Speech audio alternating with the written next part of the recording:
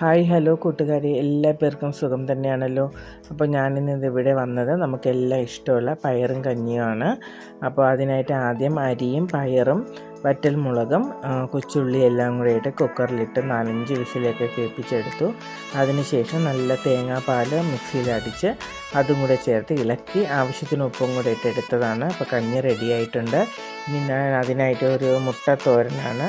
ഇപ്പോൾ സവാള, ഇഞ്ചി, പച്ചമുളക്, വെളുത്തുള്ളി ഇതെല്ലാം കൊത്തി അരിഞ്ഞ് അതിനെല്ലാം വഴറ്റി അതിൽ കുറച്ച് മുളക് പൊടി, മസാല, മഞ്ഞൾപ്പൊടി ഇതെല്ലാം ഇട്ട് നല്ലതായിട്ട് വെച്ചു. എന്നിട്ട് കഴിക്കുന്ന സമയത്താണ് ഞാൻ 2 മുട്ട പൊട്ടിച്ചൊഴിച്ച് ഇതാക്കി എടുക്കുന്നത്. അങ്ങനെ മുട്ട തോരനും ഉണ്ടാക്കി.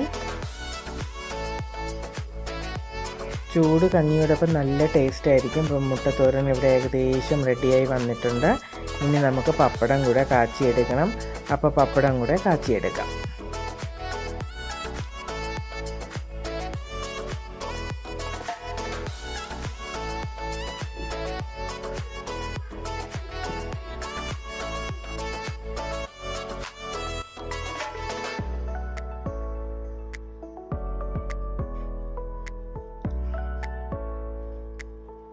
ഞാൻ സാധാരണ പപ്പടമൊക്കെ കാച്ചുമ്പോൾ ഒരുപാട് കാച്ചിയൊന്നും വയ്ക്കാറില്ല.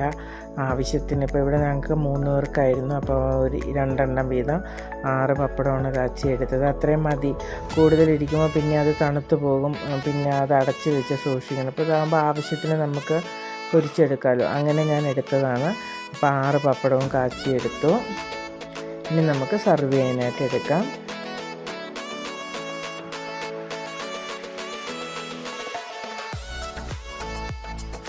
അരിയെല്ലാം നല്ല നല്ല പരുവത്തിനായിട്ടുണ്ട്. നല്ല ചൂടോടുകൂടി നമുക്ക് കോരിയെടുത്ത് കഴിക്കാം. അപ്പോൾ മുട്ടത്തോരന് ഞാനൊരു പാത്രത്തിലോട്ട് സർവ് ചെയ്തെടുത്തു. പപ്പടവും എടുത്ത് വെച്ചിട്ടുണ്ട്. ഇനി നമുക്കത് വിളമ്പിയെടുത്ത് കഴിക്കാം. അപ്പോൾ എല്ലാവർക്കും എൻ്റെ വീഡിയോ ഇഷ്ടപ്പെട്ട് കാണുമല്ലോ. അപ്പോൾ ലൈക്ക് ചെയ്യാനും കമൻറ്റ് ചെയ്യാനും മറക്കില്ല. സോറി, ഞാൻ മാങ്ങയുടെ കേസ് പറയാൻ വിട്ടുപോയി. കടുമാങ്ങ അച്ചാറാണ്. അപ്പോൾ എല്ലാവരും ലൈക്കും കമൻറ്റും ഒക്കെ ചെയ്യണേ, എന്നെ സപ്പോർട്ട് ചെയ്യണേ. അപ്പോൾ നമുക്ക് മറ്റൊരു വീഡിയോയിലൂടെ വീണ്ടും കാണാം. അതുവരെ എല്ലാവർക്കും നല്ലൊരു ദിനം ആശംസിച്ചുകൊണ്ട് ഞാൻ നിർത്തുകയാണ്. Okay, bye, thank U.